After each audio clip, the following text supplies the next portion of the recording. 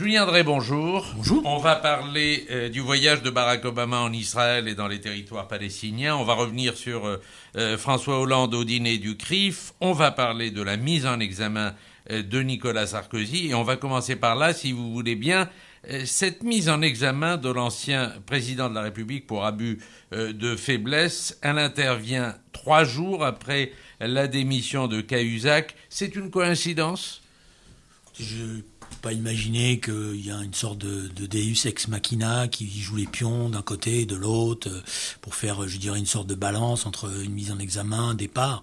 Je pense qu'elle va faire certainement une coïncidence. Elle est malheureuse parce qu'effectivement, elle peut laisser entendre qu'il y a un coup à droite, un coup à gauche. Moi, je pense que le système judiciaire a besoin de sérénité et que donc nous n'avons pas intérêt les uns et les autres à nous lancer dans des surenchères. On peut comprendre des coups de colère. On peut être révolté même par des décisions Vous parlez du coup de colère de l'ancien président Sarkozy, par exemple, quand il aurait dit, puisque ce sont les journaux... Oui, mais bon, je veux dire... aux juges gentils, non, oui, cette histoire n'est pas finie. Oui, mais les juges sont habitués, je veux dire, dans le secret de leur cabinet, quand ils mettent en examen des gens, quand ils discutent, ils sont habitués aux coups de colère de ceux qui sont en face, qui sont pas forcément d'accord avec les accusations qui sont portées contre eux, et qui se révoltent. On peut les comprendre, elles font partie de la nature humaine. C'est pas la peine de les surmédiatiser par la suite.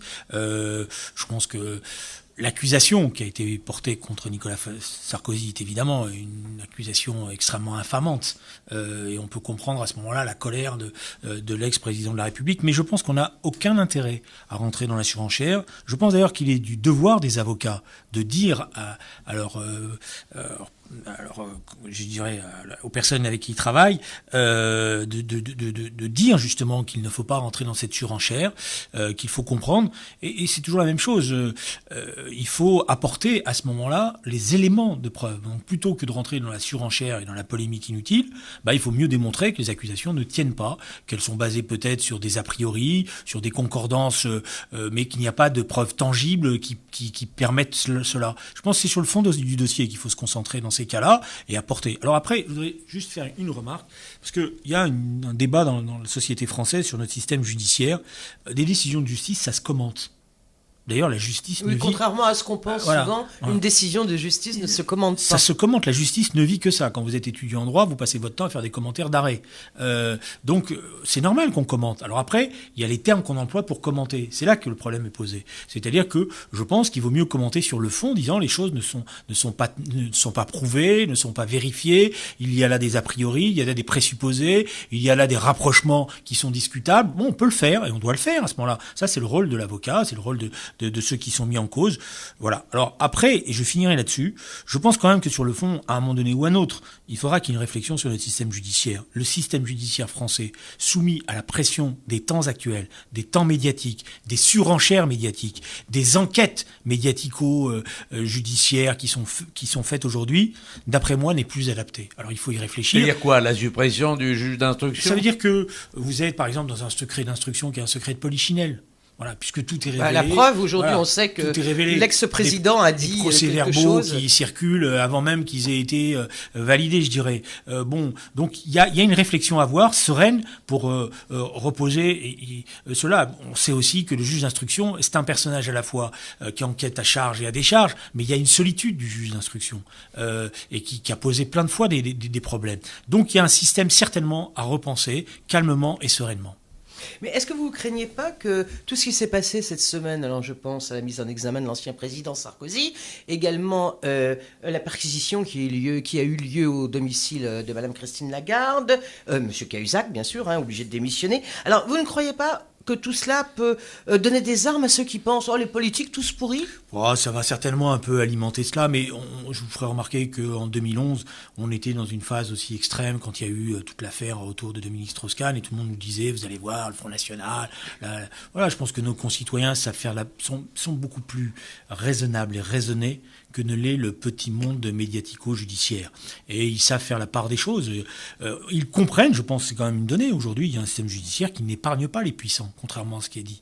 Et je dirais même que on est parfois même passé d'un extrême à un autre. Ils étaient très épargnés auparavant, ils sont surexposés aujourd'hui, avec une difficulté. D'ailleurs, dans la réaction épidermique d'un certain nombre d'élus, il y a ça aussi. Il y a le sentiment que finalement ils sont jugés avant même d'avoir pu se défendre par le tribunal médiatique. Moi, je ne me satisfais pas, pour finir, si vous voulez, de voir des journaux de presse, des sites internet faire des tableaux de chasse et dire ça y est, vous avez vu, on a gagné. La vérité n'a pas gagné. La vérité, elle sera rendue quand la justice aura été jusqu'à son terme. Et donc, on ne peut pas dire soutenez-nous parce que vous avez vu, on a gagné, on est la vérité. Non, la révélation n'est pas forcément la vérité, surtout quand elle est partielle et partiale. Est-ce que cette mise en examen de Nicolas Sarkozy, à vos yeux, obère ses chances de revenir dans la vie politique? Écoutez, ça, c'est vraiment c'est des questions auxquelles moi-même je suis pas capable de répondre. Des personnes autour de la table sont capables de répondre. On n'en sait rien. Il faut voir les développements, voir ce qui va se passer. Il y a eu des précédents. Le sondage de ce matin, vous l'avez vu. Oui, mais bon, le sondage, voilà ça. Je pense qu'il faut attendre de voir les choses. C'est des développements à venir. Ce qui est vrai, c'est que le président de la République est soumis aujourd'hui à une pression judiciaire forte. Il n'y a pas que cela. Il y a plusieurs affaires et qu'il faut certainement que c'est un conseil qu'on m'avait fait il y a quelques années, ne pas surréagir à un certain nombre de situations. Néanmoins, sur l'instruction elle-même, on parle de méthode brutale, on met en cause le juge gentil personnellement, l'UMP met en cause directement le juge d'instruction, on parle de ces méthodes brutales. Qu'est-ce que vous en pensez? Moi, je pense que je ne suis pas avocat. J'aurais bien aimé l'être, mais l'ordre des avocats a mis des barrières. Bon, voilà. Donc, pas avocat. Mais si j'avais été avocat, je pense que je n'aurais pas fait le même système de défense que celui qui a été pris par Nicolas Sarkozy. Je pense que quand on sort d'une audition comme celle du mois de novembre, on n'a pas intérêt je dirais, par un certain nombre de confidences, à humilier le juge d'instruction ou à laisser penser qu'il n'a pas été intelligent, qu'il a confondu telle personnalité avec telle autre personnalité. Je pense qu'à ce moment-là, on crée une sorte de sursaut d'honneur du juge qui va en rajouter. Voilà. Je pense que les avocats, dans ces cas-là, ont plutôt intérêt à saluer le travail qui a été fait par l'institution judiciaire, qui a été fait par les juges d'instruction. Je pense qu'il faut faire attention. La justice, c'est un bras de fer. Il y a un bras de fer. À un moment donné, il y a une confrontation avec des points de vue différents. Mais dans l'expression de ce bras de fer, qui existe, pour faire triompher la vérité, pour défendre aussi ses clients, il faut faire attention au système de défense. Voilà. Et ça renvoie à ce que je vous ai dit tout à l'heure. Il faut faire attention que le micro ne l'emporte pas sur le travail judiciaire. Alors justement, vous parliez de surréagir. On a vu cette semaine que Jérôme Cahuzac, le ministre du Budget, avait été démissionné. Il n'a pas été démissionné, il a démissionné lui-même. Ouais, c'est une façon de parler qui n'est pas une bonne expression en français, je vous l'accorde. Non, mais par ailleurs, mais vous n'avez pas totalement tort. Il a été aussi démissionné parce qu'il y a eu une campagne de presse qui a été faite contre lui, systématique, et vous avez vu comme moi sur les sites internet que, pour ne pas le citer, pour ne pas lui faire la publicité, à peine il avait démissionné que sur la toile, comme on dit, apparaissaient des commentaires en disant c'est le triomphe de la presse libre, nous avons gagné, nous avions raison. Pour l'instant, moi je sais pas en quoi ils avaient raison. Ça c'est pour... je vois très bien à quoi vous faites allusion, mais là, je voudrais vous parler du président Hollande qui a accepté sa démission. Il n'était pas obligé de le faire. Il l'a immédiatement accepté. Est-ce que vous diriez que le président ou le Premier ministre, ou les deux, ont surréagi? Non, parce que je pense qu'ils ont très bien compris. D'ailleurs, est-ce que c'était pas un peu tôt pour la démission? Non, parce que je pense qu'ils ont compris le développement qu'il allait avoir. S'il n'avait pas démissionné, ça serait devenu un feuilleton. Un feuilleton terrible pour Jérôme Cahuzac lui-même, il le sait, et il le savait à l'Assemblée nationale avec les questions d'actualité, avec les regards, avec les sous-entendus, etc. Et je pense que dans la mesure où il y a un développement judiciaire qui va le conduire forcément à être sous les feux de l'actualité judiciaire, il a eu raison de prendre la distance nécessaire, mais je dirais même que c'est protecteur pour lui, parce que c'est maintenant qu'il va pouvoir mieux se défendre. C'est toujours oui, c'est la formule rituelle. Mais enfin, on dit que le président François Hollande ne l'aime pas. Alors, est-ce qu'il serait servi de ce prétexte pour s'en débarrasser? S'il l'aimait pas, il n'aurait pas nommé ministre du budget, c'est quand même pas rien. Donc ça, c'est pas sérieux. Je veux dire, il a apprécié ses compétences, il l'a nommé, et il en a tiré je pense qu'il en a tiré des conséquences, et que Jérôme Cahuzac, avec honneur, parce que c'est un homme d'honneur, a lui-même compris qu'il n'était plus en situation. Alors, on va parler du voyage de Barack Obama en Israël, qui a eu lieu cette semaine. L'objectif était apparemment de raccommoder sa relation avec Israël, où il n'était pas très populaire, il faut bien le dire. Objectif réussi pour le président américain? Je pense que le président Obama avait fait un premier mandat qui, effectivement, du point de vue d'Israël et du gouvernement israélien, n'était pas forcément le plus favorable. On a même vu dans la campagne présidentielle des penchants s'exprimer, de manière assez forte, notamment de M. Netanyahou. Je pense que les choses sont visiblement apaisées, mais je pense surtout qu'il y a une réconciliation sur une des choses qui est la plus importante, c'est l'appréciation de ce qui se passe en Iran et le fait que, en tous les cas, ces sentiments qu'on a à la fin de ce voyage, les choses ont été clarifiées. Or, c'est la menace la plus importante et la plus grave aujourd'hui. Et on ne peut pas faire l'impasse, et comme je l'entends, y compris parfois, en disant tout ça, c'est des jérémiades du gouvernement iranien. L'histoire nous a montré que quand on prend pas la mesure des propos qui sont tenus au moment où ils sont tenus, après, les réveils sont très douloureux. Vous vous souvenez que dans les années 30, quand Hitler disait déjà ce qu'il allait faire, tout le monde ne prêtait pas attention en disant que c'était simplement des arguments électoraux, que c'était excessif. Et donc je pense que sur cette question-là, il y a visiblement une phrase très importante du président américain qui a considéré qu'effectivement, Israël n'avait pas demandé l'autorisation. Il y a une ligne rouge qui a été fixée, parce qu'il faut fixer une ligne. On peut discuter avec les Iraniens jusqu'à l'extrême pour essayer de leur faire comprendre que ce n'est pas leur intérêt. Mais il y a un moment donné, quand la décision doit se prendre, il faudra la prendre, parce que il y a une menace nucléaire. Et on a beau me dire, une fois qu'ils ont la bombe atomique, c'est plus un problème qu'une solution. Mais quand on a des fous à la tête d'un État qui sont totalement éliminés par l'idée de devenir une sorte de martyr symbolique, ils peuvent appuyer sur le bouton. Et après, ce sera trop tard. Chez les Palestiniens non plus, on a bien vu qu'il n'avait pas reçu un accueil très chaleureux. Vous disiez tout à l'heure qu'il n'avait pas trop la cote avec les Israéliens, qu'il n'avait pas eu trop la cote avec les Israéliens pendant son premier mandat, avec les Palestiniens non plus. Mahmoud Abbas l'a notamment beaucoup critiqué. On se souvient d'une interview dans un célèbre magazine américain où justement il disait toute sa rancœur contre le président américain. Alors, vous venez de nous parler de l'Iran, mais donc est-ce que ça veut dire que à votre avis, son deuxième mandat, pour le dire clairement, son deuxième mandat, vous attendez du président américain qu'il soit beaucoup plus pugnace, beaucoup plus allant dans le conflit. C'est pas les Américains qui feront la paix au Proche-Orient. C'est pas l'Europe non plus. C'est l'illusion que tout le monde a eue. La paix au Proche-Orient, elle viendra de la prise de conscience des uns et des autres qu'à un moment donné, il y a des choses définitives et des actes définitifs à poser. Je m'explique. Si les Palestiniens veulent la paix, il faut qu'ils considèrent que le processus de discussion, quand il est abouti, il est abouti. Et c'est pas simplement une étape pour qu'il y ait une étape derrière après pour prendre plus. Or, tout le problème de la manière dont les Palestiniens ont négocié à chaque fois avec les Israéliens, c'est qu'ils n'ont jamais considéré qu'ils rentraient dans une phase définitive. Ils ont toujours considéré que c'était qu'une étape et qu'il y aurait une deuxième étape derrière. Et derrière, ça a suscité effectivement, progressivement, ce qui n'était pas le cas au départ, la méfiance, puis la défiance des Israéliens, qui eux-mêmes, à partir de là, ont dit, puisque c'est comme ça, puisque finalement le sentiment qu'il y aura une paix durable n'existe pas, chacun se replie sur soi-même. Et on est dans cette confrontation aujourd'hui. Maintenant, je ferai juste remarquer une chose. Je vois dans la propagande qui est faite aujourd'hui, cette montée terrible qui assimile le sionisme à un crime contre l'humanité, tout ce que vous voulez, etc. Je ferai juste remarquer que ceux qui massacrent le plus aujourd'hui d'Arabes, c'est pas les Israéliens. Voilà. Je regarde ce qui se passe en Syrie. On va en parler. Et je regarde ce qui s'est passé dans les révolutions arabes aujourd'hui. Donc je voudrais juste rappeler tout cela. Alors, au moment où Obama était en Israël, François Hollande s'adressait au public du CRIF avec une condamnation du Hezbollah, mais il a mis en avant l'Europe, pas la France, et c'est un peu au conditionnel. L'Europe doit être prête à en tirer les conclusions, etc. Par ailleurs, c'était un bon discours et très apprécié, notamment dans sa partie sur l'Iran dont vous venez de parler à l'instant. Mais sur le Hezbollah, on peut dire que c'était un peu ambigu. Oui, mais parce que je pense qu'il y a une hésitation.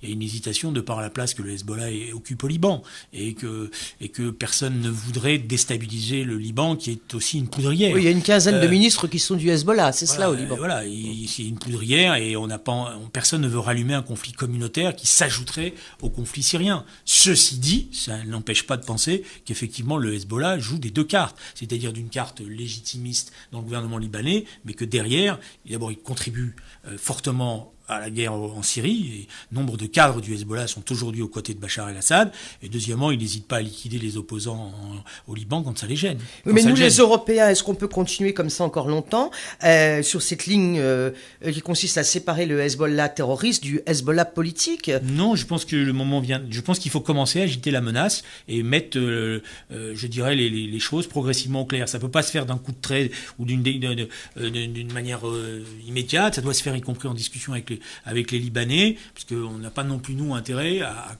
créer les conditions d'une situation qui, vous le voyez bien, quasiment toutes les semaines, il y a des débuts d'affrontements au Liban avec des morts, et voilà. Et on n'a plus de gouvernement au Liban là depuis 48 heures.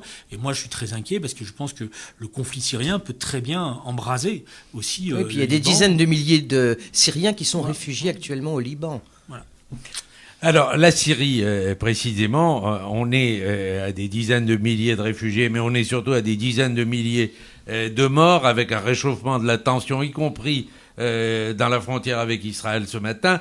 Est-ce qu'il faut livrer des armes aux rebelles syriens? Moi, écoutez, je suis très réticent. Très réticent parce que on ne voit pas bien quelle est la nature de ceux qui vont recevoir les armes. Et il ne faudrait pas qu'on se retrouve dans la situation paradoxale où on donne des armes à des gens qu'on combat par ailleurs. Nous combattons le terrorisme islamique au Mali, et avec des succès réels, mais nous savons tous que avant que l'armée française ne puisse arriver au Mali, 2 avions ont évacué, d'ailleurs visiblement affrétés par le Qatar, ont évacué un certain nombre de terroristes. Et je ne voudrais pas qu'ils les évacuaient pour les transporter après en Syrie et qu'on les retrouve là. Donc je pense qu'il faut faire très attention et que, bon alors je sais bien qu'on nous dit qu'on va vérifier, il y a d'autres solutions, je veux dire la sanctuarisation de l'espace aérien syrien ne passe pas forcément par le fait qu'on livre des armes. Elle passe par l'ONU, et là on a un problème. Oui, mais non, mais elle Parce passe... que jamais les Moscou ou Pékin, enfin Pékin je ne sais pas, mais en tous les cas, Moscou nous donnera son aval. Oui, mais c'est pas parce qu'on va donner des armes qu'on va, d'après moi, solutionner le problème. Bon, donc faire attention que ça soit, je dirais, diplomatiquement parlant, un moyen de pression, en disant on est capable d'aller jusque-là pour faire bouger la Russie et pour que la Russie exerce son poids et tout son poids auprès du gouvernement de Bachar el-Assad pour trouver une solution politique rapide. Je pense qu'on peut le faire comme ça. Mais entre la menace et la réalisation, je souhaite qu'on prenne le temps. Alors le président Hollande a dit au dîner du CRIF dont on vient de parler que la Shoah devait être enseignée partout, dans toutes les écoles, collèges, dans tous les lycées, même quand cela pose problème. Alors vous avez été élu de l'Essonne où il y a, comme on dit, des quartiers sensibles. Est-ce que vous pouvez confirmer qu'effectivement il y a des endroits où les professeurs ne peuvent pas enseigner la Shoah? Oui, c'est un secret de polichinelle. On sait qu'il y a une montée de l'antisémitisme. Et on sait qu'il y a un nouvel antisémitisme qui se drapant derrière le conflit au Proche-Orient, effectivement, et derrière ces fameux antisionismes modernes, revient à nier, je dirais, tout ce qu'a été l'histoire de la Shoah et toute l'histoire du peuple juif et toute la destruction de ce peuple juif, et qu'on retrouve même les théories du complot, du peuple déicide et tout ce que vous voulez. Bon, donc c'est vrai que la bataille doit être intransigeante dans l'éducation nationale, et l'éducation est importante, mais je dirais elle est partout. Vous savez, je vais vous raconter une anecdote très courte. Remise de prix d'un livre lycéen il y a quelques jours. Un présentateur, une bande dessinée choisie par les jeunes, c'est les jeunes qui choisissent, une bande dessinée de Jérusalem, très jolie, puis il dit oui, bon, ça évoque le fait que la création de l'État d'Israël a créé la guerre. Donc je suis obligé d'aller voir le présentateur après, je lui dis... je pense que c'est un peu plus compliqué, parce que si vous dites ça, les gosses, ils entendent donc la création de l'État d'Israël, c'est un problème. Or, c'est pas la création de l'État d'Israël qui est un problème. Vous voyez bien que dans l'éducation, alors lui-même après dit « Ah, j'ai pas dit ça comme ça, mais bon, c'est Jérusalem que je voulais citer. » Voilà, mais vous voyez bien qu'il y a toute une éducation à refaire ou à faire, et avec des explications, parce qu'il y a beaucoup de gens qui ne savent rien. Quand vous dites que la révision du Conseil de sécurité, que de l'ONU disait qu'il y avait 2 États, et que c'est une partie, que l'État juif était créé, mais qu'il y avait la possibilité de créer un État palestinien, et que c'est le grand moufti de Jérusalem qui a décidé qu'il n'y aurait pas d'État palestinien et qui a engagé la guerre, bah évidemment, ça présente les choses d'une autre manière. Alors vous souhaitiez parler de l'Europe, et il y a en Europe aujourd'hui une flambée de sentiments anti-allemands en Europe du Sud, voir la une du Monde d'aujourd'hui, des croix gammées et des moustaches d'Hitler qui fleurissent à Athènes et à Nicosie. L'Allemagne est devenue le bouc émissaire de la crise. C'est le danger de la position de Mme Merkel. Et je pense que elle ne rend pas service à l'Allemagne. Elle ne rend pas service à l'Europe. la crispation aujourd'hui sur une orthodoxie budgétaire qui est intenable et qui génère des confrontations sanglantes, parce que maintenant on en est là, terrible dans le vécu des peuples, peut conduire à cela. Moi, si vous voulez, je voulais vous dire ça ce matin, parce que je sais que les alertes sont toujours nécessaires. Je suis très très inquiet, mais très inquiet sur la situation de l'Europe. Et je pense qu'elle peut se détricoter très vite. Et je pense que si l'Europe, ce grand rêve qu'était l'Europe, se détricote et se détruit, alors ce qu'on croyait très éloigné peut revenir. N'oublions pas qu'il y a moins de 20 ans, aux portes de l'Europe, il y a eu des guerres et des guerres ethniques avec ce qui s'est passé en Yougoslavie. Or, le sentiment qui est en train de se développer, c'est ça. C'est celui de se dire, on voulait être tous ensemble pour que ça marche, pour être plus fort et pour en finir avec les conflits. Puis ça marche pas. Alors mieux, maintenant, il faut revenir à une situation qui est plus simple, chacun pour soi. Mais le chacun pour soi en Europe, on sait ce que ça veut dire. Or, c'est le sentiment qui est en train de se développer. Et évidemment, après... Faites allusion, y compris à ce qui se passe en Italie, Beppe Grillo, etc. Je fais allusion, regardez la situation. La situation est terrible au Portugal.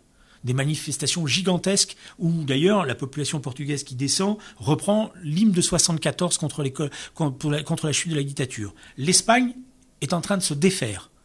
À tout moment, nous pourrons avoir une situation où la Catalogne prend son indépendance, le Pays Basque derrière, et le centre espagnol castillan ne veut pas l'admettre. Bon, on ne l'admettra pas. L'Italie est ingouvernable. Vous avez une montée de l'extrême droite dans un certain nombre de pays de l'Europe du Nord. Je pense notamment à la Hollande ou à la Belgique. Vous avez un sentiment anti-européen qui se développe, y compris aujourd'hui aussi en Allemagne, où des professeurs d'économie de renom ont créé un parti politique pour demander de sortir de l'Europe. Voilà. Donc on a une situation qui est d'après moi dramatique. Vous avez l'Angleterre qui, sur le fond, ne pense plus à l'Europe. Et en Italie, où le président de la communauté juive de Rome a lancé cette semaine a fait part de son inquiétude un peu dans le genre d'alerte que vous lancez ce matin. Je pense, si vous voulez, que si l'Europe se défait, alors les choses que nous avons connues au début du XXe siècle peuvent renaître sous des formes différentes, mais peuvent renaître. Ce qu'on appelle l'apocalypse. Et le danger, il existe. Et comment vous dire, je suis pas en train de crier au loup pour faire peur ou des choses comme ça. C'est pour ça que vraiment j'exhorte le président François Hollande. Je pense qu'il a rendez-vous avec l'histoire. Et il est le seul, et la France est la seule, à être capable aujourd'hui de relancer la construction européenne. Il est temps d'arrêter ce processus de construction européenne qui est totalement baroque, où on a voulu monter des institutions qui sont pas contrôlées, qui décident à la place, où les peuples se sentent totalement dépossédés de cette construction. L'Europe a besoin de retrouver de la croissance, l'Europe a besoin d'investissements, l'Europe a besoin d'instruments monétaires qui sont au service de cette croissance, l'Europe a besoin de transparence, de démocratie. Nous avons un geste symbolique qui est très important. Pour la première fois, à l'unanimité quasiment, le Parlement européen a refusé ce mauvais budget qui avait été accepté par le Conseil européen. Donc il faut aller jusqu'au bout.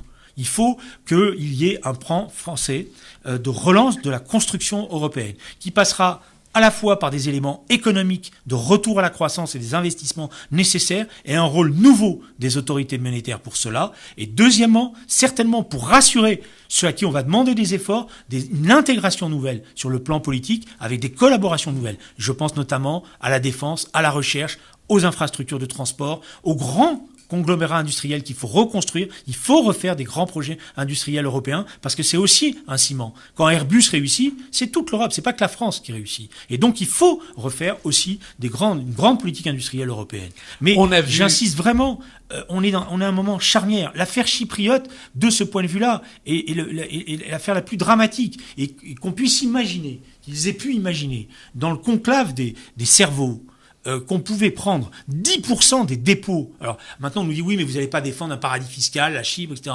Mais tel qu'ils avaient conçu la chose, on n'en s'en prenait pas aux spéculateurs, on s'en prenait aux petits épargnants. On leur dit du jour au lendemain, vous allez revenir à la banque et on va vous dire 10% de votre dépôt, il disparaît. C'est les banques et les banquiers qui spéculent et c'est le petit épargnant qui doit payer. Vous imaginez la révolte que cela va soulever. Alors on va vous parler dans un instant de la prochaine prestation télévisée de François Hollande cette semaine, mais on a vu cette semaine aussi une attaque anti-Valls d'une proche de Madame Taubira qui reproche au ministre de l'Intérieur une islamophobie. Alors c'est vrai que là, c'est une tribune qui n'est restée que quelques heures sur le site du Point, mais c'est quand même suffisant pour ternir l'image de bonne entente entre Manuel Valls et Christine Taubira. Mais surtout, qu'est-ce que vous pensez de ce reproche qui est fait au ministre de l'Intérieur ? Je pense qu'il est totalement infondé.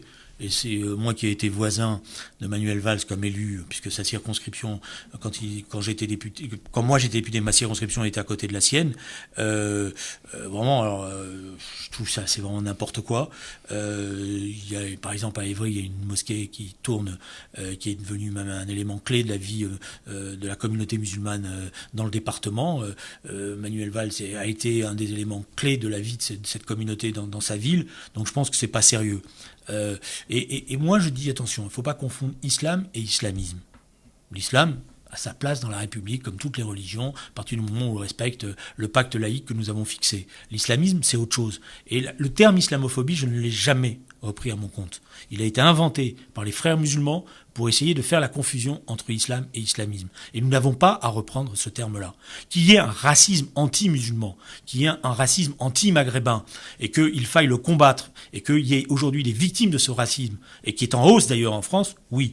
Que des esprits fassent des raccourcis en considérant qu'à partir par exemple de l'affaire Mera, tous les musulmans sont des Mera, ceux-là sont des imbéciles qu'il faut combattre fermement et condamner quand il le faut, quand il y a des actes. Mais ne confondons pas les choses et ne reprenons pas à notre terme une sorte d'étendard qui vise à regrouper tous les musulmans dans une sorte de complot contre la République. Ce n'est pas le cas. Et je dirais même que si on regarde bien, les choses peuvent évoluer. Il y a aujourd'hui toute une génération de jeunes musulmans qui sont des citoyens français à part entière et totalement patriotes par rapport à la République. Justement, on parlait de Manuel Valls.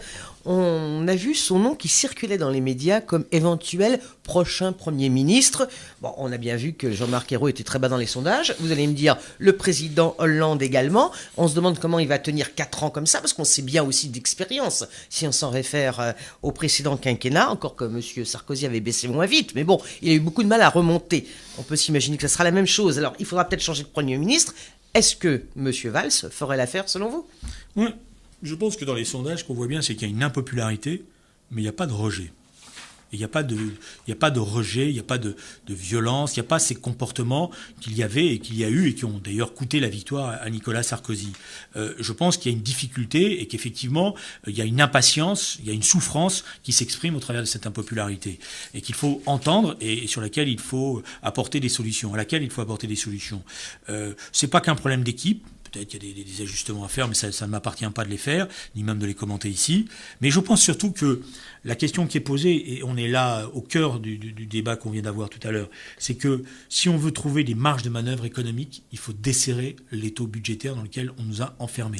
Ça veut pas dire que... Moi, je n'aime pas le terme rigueur, par exemple. Ça ne veut rien dire, la rigueur. On doit être rigoureux dans la gestion des finances publiques. On doit montrer qu'on est rigoureux dans la gestion des finances publiques. On doit montrer une gestion nouvelle des finances publiques. On doit faire la chasse au gaspillage, aux dépenses inutiles de l'État, mais on doit en même temps créer les conditions d'un État moderne, on doit en même temps dire, et ça je crois que c'est un message fort de la gauche, et dans les jours qui viennent il faut le faire, parce que peut-être que ça a été mal compris, je voudrais juste finir, si vous me permettez, je pense qu'il faut expliquer que la gauche c'est la réussite, et que celui qui réussit en France n'est pas un adversaire de son pays, et qu'il n'est pas suspect d'avoir réussi en trichant. Et je pense que ça, c'est un message important parce que il y a effectivement un mauvais état d'esprit qui s'est installé, qui a peut-être été renforcé par la pression fiscale qu'on a été obligé de faire, qui est grosso modo, plus tu as de l'argent, plus tu vas contre ton pays et plus il faut qu'on te ponctionne. Or, je pense que c'est l'inverse qu'il faut faire. Nous avons besoin des riches. Ce que nous ne voulons pas, c'est des riches égoïstes. C'est-à-dire des riches qui ne pensent qu'à eux. Donc, il y a une redistribution à faire. Mais nous avons besoin d'une France qui réussit, qui crée des entreprises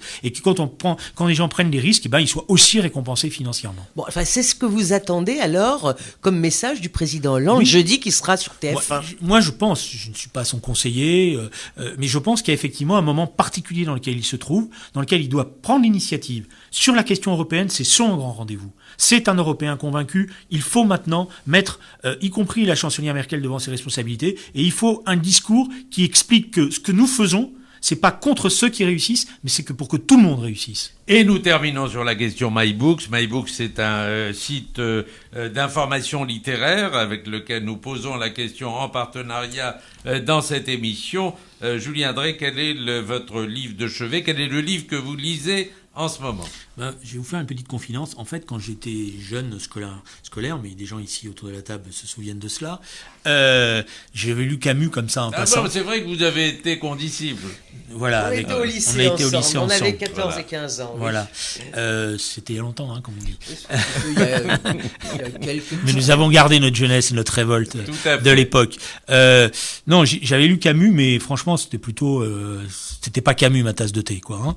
Et il se trouve que cet été, j'ai relu le livre de Michel Onfray sur Camus, que ça m'a réincité à lire Camus. Et là, je suis en train de relire tout Camus, et j'étais en train de lire L'Homme révolté cette semaine. Voilà.